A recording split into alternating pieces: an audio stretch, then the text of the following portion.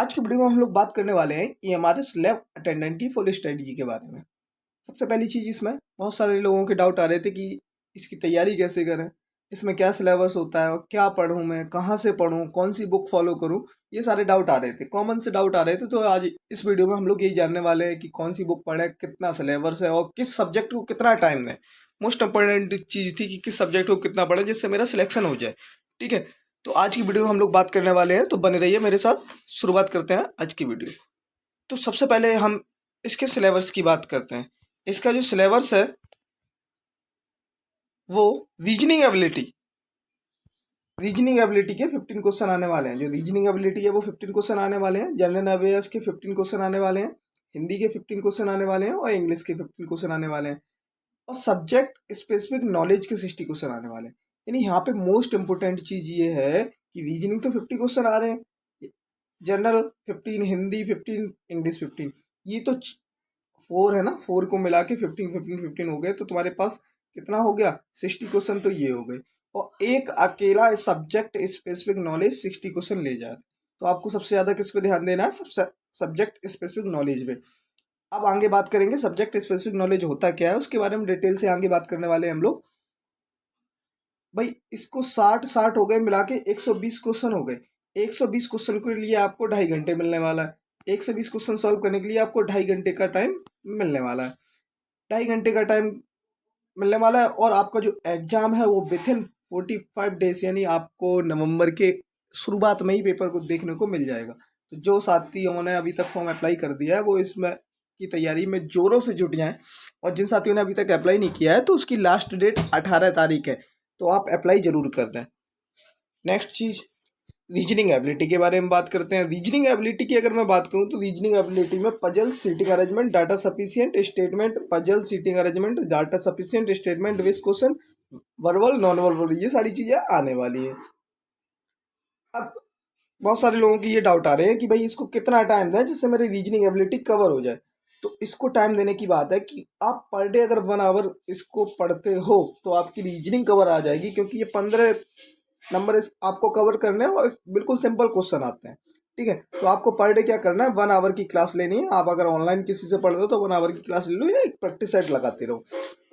Most important चीज़ है कि book कौन सी फॉलो करें। तो बुक की अगर मैं बात करूँ तो बुक जो है वो आप फॉलो कर सकते हो अरिहंत की बुक। अरिहंत की फॉलो कर लो। अरिहंत की बुक करने से होगा क्या कि जितने सारे क्वेश्चन आपके डाउट आएंगे उसमें बहुत सारे क्वेश्चन है, प्रैक्टिस कर सकते हो। और इसकी जितनी प्रैक्टिस करोगे आपके क्वेश्चन उतने ही बनेंगे। ठीक है, और आपको मिनिमम 1 घंटा इसमें इन्वेस्ट करना है। नेक्स्ट चीज, जनरल अवेयर्स के बारे में बात करूँ तो इसमें जनरल अवेयर्स वाली चीजें देखो, इसमें जो मोस्ट इंपोर्टेंट चीज है वो करंट अफेयर है। करंट अफेयर आप जितनी पढ़ लोगे, करंट अफेयर जितनी पढ़ लोगे उतना ही सिलेक्शन होने के चांस है। जीके तो देखो सभी लोग पढ़ते हैं, हर सब्जेक्ट में, हर एक चीज में, किसी भी तैयारी की, अगर एसएससी की वगैरह की तैयारी आप कर रहे हो तो वहाँ पे जीके का वो मोस्ट इंपोर्टेंट रोल हो चुका है। तो जीके के 15 क्वेश्चन आ रहे हैं, तो आप थोड़ा सा ध्यान कम देके, ये है मिनिमम आप सुबह की एक क्लास, फुल पत्ती वाली क्लास ले लो 1 आवर के लिए। जनरल अवेयर्स, करंट अफेयर आपकी कंप्लीट हो जाएगी। ठीक है, इसके लिए बुक वगैरह अगर लेना चाहते हो तो लूसेंट की बुक प्रेफर करूंगा, लेकिन बुक मत लीजिए आप सुबह की एक फुल पत्ती वाली क्लास लेते रहिए, बस आपकी जनरल अवेयर्स कवर हो जाएगी। ठीक है, जनरल हिंदी। जनरल हिंदी में देखो संधि, समास, विलोम शब्द, पर्यायवाची, समान शुद्धियां, वाक्यों के लिए एक शब्द, मुहावरे, लोकरीतियां और पद्यांश। ये कॉमन सेंस की बात आ रही है। जो एसएससी जीडी की तैयारी कर रहा था, एसएससी जीडी वाला, इस फॉर्म को आसानी से, आप लोग दिल्ली पुलिस की तैयारी कर रहे होंगे तो इस फॉर्म को आराम से, इस पेपर को आराम से क्लियर कर सकते हैं, क्योंकि जनरल हिंदी की बात कर रहा है। जनरल हिंदी के लिए आप लूसेंट की बुक ले सकते हो और उससे कवर अप कर सकते हो। अब टाइमिंग की बात रही, इसको कितना टाइम दें, इसको भी भाई कम से कम 1 आवर इसको पढ़ना है। ठीक है, तो 1 आवर हिंदी हो गया, 1 आवर क्या हो गया, जीके हो गया, 1 आवर रीजनिंग हो गया। आपको 3 घंटे के लिए तो ये कवर अप हो गया। 3 घंटे तो आपको ये पढ़ना है, तो हर एक सब्जेक्ट को 1 1 घंटे के लिए आप कवर कर लेंगे। ठीक है, नेक्स्ट,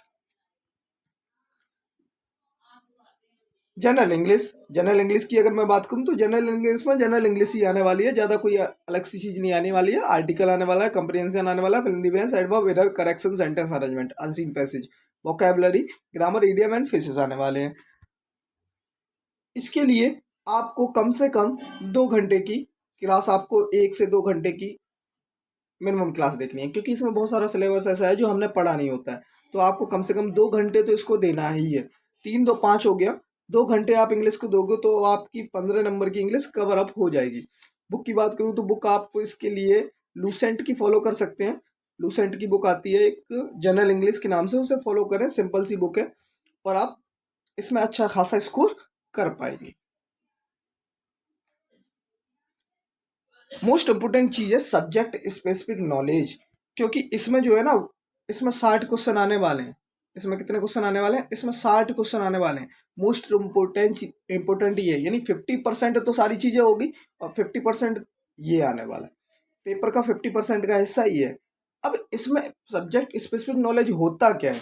मतलब ऐसा है कि देखो, आप एक लैब अटेंडेंट बनने वाले हो। लैब अटेंडेंट का काम ये होता है कि सब कॉमन सी बात है, लैब अटेंडेंट का मतलब हो गया लैब में आप कोई प्रैक्टिकल वगैरह कर रहे हो उसके बारे में बताना, लैब टेक्नीशियन या फिजिक्स वगैरह में उसके सामान की जानकारी देना, उसे समझाना, ये सारी चीज़ प्रैक्टिकल कराना, ये लैब अटेंडेंट का कार्य रहता है। इक्विपमेंट वगैरह, knowledge of different method commonly use in lab, technical and physical chemistry, lab biology, ये तीनों लैब में आपको लैब अटेंडेंट का काम मिलने वाला है। अब लैब अटेंडेंट की अगर मैं बात करूं तो लैब अटेंडेंट की जो चीज़ है, लैब अटेंडेंट की सब्जेक्ट स्पेसिफिक नॉलेज का मतलब ये हो गया, आपको करना क्या है कि कम से कम इसे 2 घंटे के लिए, कम से कम 2 घंटे से 3 घंटे इसे ही देना है। आप जब तक इसमें 2 से 3 घंटे इन्वेस्ट नहीं करोगे, इस आपका 60 नंबर पक्के नहीं हो पाएंगे। आपको 50% कवर करना है तो इसी से करना है, आपका सिलेक्शन जो होगा वो इसी से होगा। तो आपको मोस्ट इंपोर्टेंट चीज़ क्या है कि 2 से 3 घंटे आपको सब्जेक्ट स्पेसिफिक नॉलेज में देना है। और अब प्रॉब्लम ये है कि इसकी तैयारी कहाँ से करें सब्जेक्ट स्पेसिफिक नॉलेज। तो देखो, आपको कॉमन सी बात, 11th और 12th इसकी physics chemistry bio, physics chemistry bio की आप इसमें से बुक पढ़ते रहें। किस किस की? फिजिक्स केमिस्ट्री, फिजिक्स की, केमिस्ट्री की और बायो की, 11th एंड 12th इन दोनों की अगर आप बुक पढ़ लेते हो, प्रैक्टिकल कर लेते हो, तो आपका ये कंप्लीट हो जाएगा। ठीक है, और इसको मिनिमम आपको 3 आवर तो देने पड़ेंगे, तभी 60 क्वेश्चन कवर हो पाएंगे। क्योंकि जो पेपर का मोस्ट इंपोर्टेंट पार्ट है वो 50% यही कवर करने वाला है। ठीक है, तो वीडियो कैसी लगी? अच्छी लगी हो तो वीडियो को लाइक करें, शेयर करें और चैनल को अभी तक सब्सक्राइब नहीं किया तो चैनल को सब्सक्राइब कर लें। जय हिंद।